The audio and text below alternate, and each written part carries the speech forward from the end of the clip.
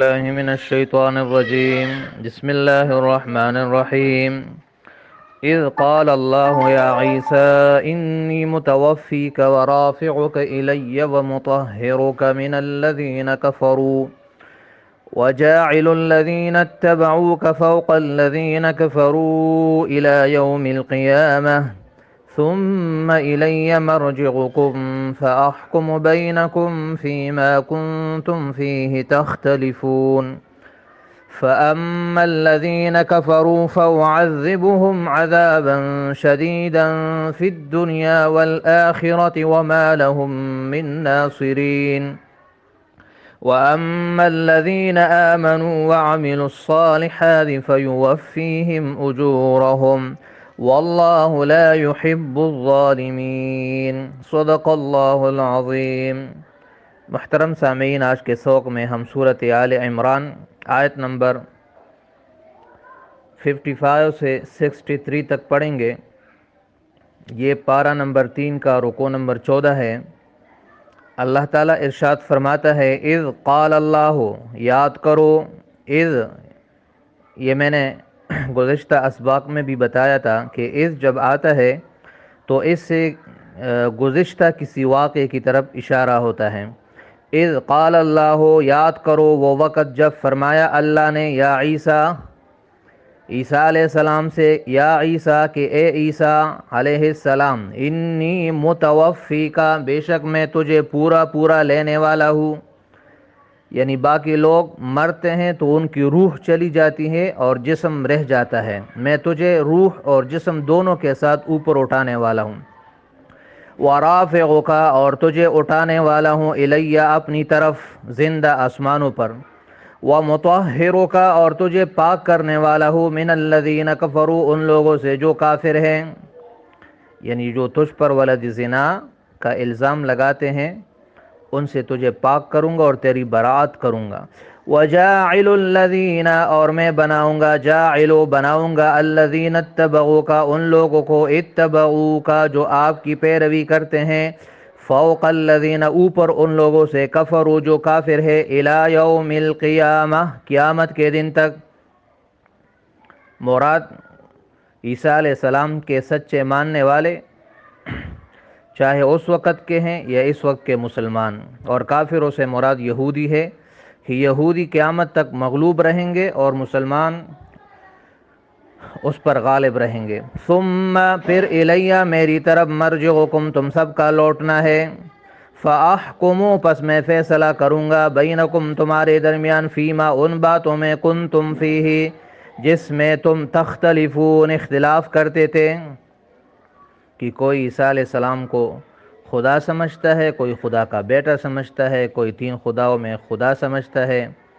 کوئی اس کو رسول سمجھتا ہے، کوئی اللہ کا بندہ سمجھتا ہے، اور کوئی اس کو نعوذ باللہ زنا کی اولاد سمجھتا ہے۔ تو ان سب باتوں میں عملاً فیصلہ قیامت کے دن اللہ فرمائے گا، دلائل کے اعتبار سے دنیا میں فیصلہ ہو چکا ہے۔ فَأَمَّا الَّذِينَ كَفَرُوا، سو جن لوگوں نے کفر کیا، جیسے یہودی وغیرہ، فَأُعَذِّبُهُمْ، تو میں ان کو عذاب دوں گا، عذاباً شدیداً، عذاب سخت، شدیداً مبالغہ ہے، بہت سخت عذاب دوں گا، فی الدنیا والآخرہ، دنیا میں بھی اور آخرت میں بھی۔ دنیا میں ذلت و خواری اور قید و بند اور غلامی، اور آخرت میں جہنم۔ وَمَا لَهُم مِّن نَاصِرِينَ، اور نہیں ہوگا ان کے لیے کوئی بھی مددگار۔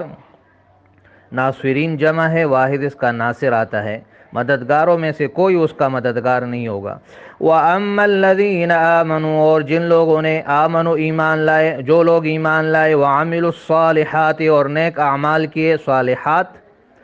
جمع ہے نیکیہ، اعمال صالحہ، اس کا واحد صالحہ آتی ہے، یہ صالحات اس کی جمع ہے، جنہوں نے نیک اعمال کیے، جیسے نماز، روزہ، زکوٰۃ، حج، جہاد، عمرہ وغیرہ، ماں باپ کے ساتھ اچھا سلوک وغیرہ، فَيُوَفِّيهِمْ، تو پورا دے گا اللہ ان کو، اجورہم، ان کا اجر، اللہ ان کے اجر ان کو پورے دیں گے، اور ان میں کمی نہیں کریں گے، کیونکہ کمی تو ظلم ہے۔ واللہ لا يحب الظالمین، اور اللہ ظالموں سے محبت نہیں کرتا، کہ عمل پر پورا اجر نہ دینا بھی ایک ظلم ہے، تو اللہ ظلم نہیں کرتا، یعنی پورا اجر اور ثواب دے گا۔ ذالک نتلوہ، یہ ہم آپ پر تلاوت کرتے ہیں اے میرے نبی، من الآیات، یہ آپ کی نبوت کی نشانیوں میں سے ہے، یا من الآیات یہ قرآن کی آیتیں ہیں، والذکر الحکیم اور اس ذکر کی جو حکمت سے بھرا ہے۔ ان مثل عیسیٰ، بے شک عیسیٰ علیہ السلام کی مثال، عند اللہ، اللہ کے ہاں، کا مثل آدم، آدم علیہ السلام کی مثال کی طرح ہے۔ خلقہ، اللہ نے پیدا کیا آدم علیہ السلام کو، من تراب، مٹی سے، ثم قال له، پھر اس سے فرمایا، کن، کہ ہو جا، فیکون، پس وہ ہو گیا، یعنی مٹی سے پتلا بنایا، پھر اس سے کہا زندہ انسان بن جا، اور وہ بن گیا، بغیر ماں باپ کے اس کو پیدا کیا۔ تو اگر عیسیٰ علیہ السلام کو بغیر باپ کے پیدا کیا تو یہ اللہ کی قدرت سے کیا بعید ہے، اور اگر بغیر باپ کے پیدا ہونا اس بات کی دلیل ہے کہ وہ اللہ کا بیٹا ہے یا اللہ ہے، تو پھر تو آدم علیہ السلام بھی اللہ کا بیٹا یا اللہ ہونا چاہیے۔ الحق من ربک، یہی سچی بات ہے، من ربک، آپ کے رب کی طرف سے، فلا تکم من الممترین، پس آپ نہ ہو جائیے من الممترین، شک کرنے والوں میں سے۔ خطاب نبی علیہ السلام کو ہے، لیکن بتانا سارے لوگوں کو ہے۔ فمن حاجک، بس جو کوئی جھگڑا کرے آپ سے اے میرے نبی، فیہ، عیسیٰ علیہ السلام کے خدائی کے بارے میں اور اس کے بیٹے ہونے کے بارے میں، من بعد ما جاءک، اس کے بعد کہ آ چکا ہے آپ کے پاس، من العلم، یقینی بات، علم، فقل، تو آپ فرما دیجئے ان عیسائیوں سے، یہ جو نجران کا وفد آیا تھا، ان سے کہیے، تعالو، آ جاؤ، ندعو، کہ ہم بلائے، ابناءنا، اپنے بیٹوں کو، وابناءکم، اور تم اپنے بیٹوں کو بلاؤ، ونساءنا، اور ہم اپنی عورتوں کو بلائے، ونساءکم، اور تم اپنی عورتوں کو بلاؤ، مراد بیویاں، وانفسنا، اور ہم اپنے آپ کو، وانفسکم، اور تم اپنے آپ کو، ثم نبتہل، پھر ہم مباہلہ کریں۔ مباہلہ، اس آیت کو آیت مباہلہ اس وجہ سے کہتے ہیں کہ اس میں یہ لفظ آیا ہے نبتہل، ابتہلا یبتہلو کے معنی گڑ گڑا کر دعا کرنا، کسی پر لعنت کی، عاجزی کے ساتھ یہ دعا کرنا کہ اللہ ہم میں سے جو جھوٹا ہے اس پہ لعنت کرنا، اس کو مباہلہ کہتے ہیں۔ ثم نبتہل، پھر ہم گڑ گڑا کر دعا کرے، فنجعل لعنت اللہ، اور رکھ دے اللہ کی لعنت، علی الکاذبین، جھوٹوں پر۔ ان ھذا، بے شک یہی ہے، لہو القصص الحق، یہی یقیناً یہی ہی سچا واقعہ ہے کہ عیسیٰ علیہ السلام نہ خدا ہے، نہ خدا کا بیٹا ہے، نہ تین خداؤں میں سے خدا ہے، نہ ولد زنا، یہی سچی بات ہے کہ وہ اللہ کا بندہ اور رسول ہے۔ وما من الہ، اور نہیں ہے کوئی عبادت کے لائق، الا اللہ، سوائے اللہ کے، وان اللہ، اور بے شک اللہ، لہو، بس وہی ہے، العزیز، بڑا غالب، الحکیم، بڑا حکمت والا۔ اب نتیجہ یہ نکلا کہ یہی سچی بات ہے۔ فَإِن تَوَلَّوْا، پس اگر پھر بھی وہ منہ پھیرے، فَإِنَّ اللَّهَ عَلِيمٌ بِالْمُفْسِدِينَ، تو بے شک اللہ ایسے مفسدوں کو خوب جانتا ہے، ایسے فساد کرنے والوں کو اللہ خوب جانتا ہے۔ محترم سامعین، پہلی آیت میں اس بات کا ذکر ہے کہ جب یہودیوں نے عیسیٰ علیہ السلام کے قتل کا منصوبہ بنایا تو اللہ تعالیٰ نے عیسیٰ علیہ السلام کو اس سے بچایا اور اس کو زندہ، یعنی روح اور جسم سمیت آسمانوں پر اٹھا لیا۔ یہ ہمارا عقیدہ ہے، اور قیامت کے دن دوبارہ عیسیٰ علیہ السلام کا نزول ہوگا، وہ ایک حاکم اور انصاف کرنے والا حکمران بن کے آئے گا، صلیب کو توڑ دے گا، خنزیر کو ختم کر دے گا، جزیہ کو ختم کر دے گا، اور اس وقت سارے مسلمان ہو جائیں گے۔ یاجوج ماجوج کا پھر خاتمہ ہوگا، دجال کو قتل کرے گا۔ یہ ساری عیسیٰ علیہ السلام سے متعلق ہمارے عقائد ہے، اس پر عقیدہ رکھنا ایک مسلمان کے لیے ضروری ہے۔ اور پھر اللہ نے خوشخبری دی کہ جو مسلمان ہے اور جو عیسیٰ علیہ السلام کے سچے پیروکار ہے، یہ ہمیشہ یہودیوں پر غالب رہیں گے۔ یہ قرآن نے پیشنگوئی کی، اور آج تک یہ پیشنگوئی سچی ثابت ہو رہی ہے کہ یہودی ہمیشہ ذلیل و خوار رہے، اور اس کے مقابلے میں مسلمانوں اور عیسائیوں کی حکومتیں وہ ہر لحاظ سے زیادہ رہی اور غالب رہیں۔ پھر آگے اللہ فرماتا ہے کہ کافروں اور مومنوں کا قیامت کے دن کیا حال ہوگا۔ تو اللہ فرماتے ہیں کہ کافروں کو سخت عذاب دوں گا اور جو مومن ہے ان کو پورا پورا اجر دوں گا۔ پھر عیسیٰ علیہ السلام کی مثال آدم علیہ السلام کی مثال کے ساتھ اور واضح کر دی کہ اگر عیسیٰ علیہ السلام اس وجہ سے خدا یا خدا کا بیٹا ہے کہ وہ بغیر باپ کے پیدا ہوئے، تو آدم علیہ السلام تو پھر بطریقہ اولا ہونا چاہیے کہ ان کی تو ماں اور باپ دونوں نہیں تھے، وہ تو اللہ نے اپنے کلمہ کن سے پیدا کیا تھا، جیسے عیسیٰ علیہ السلام کو کلمہ کن سے پیدا کیا۔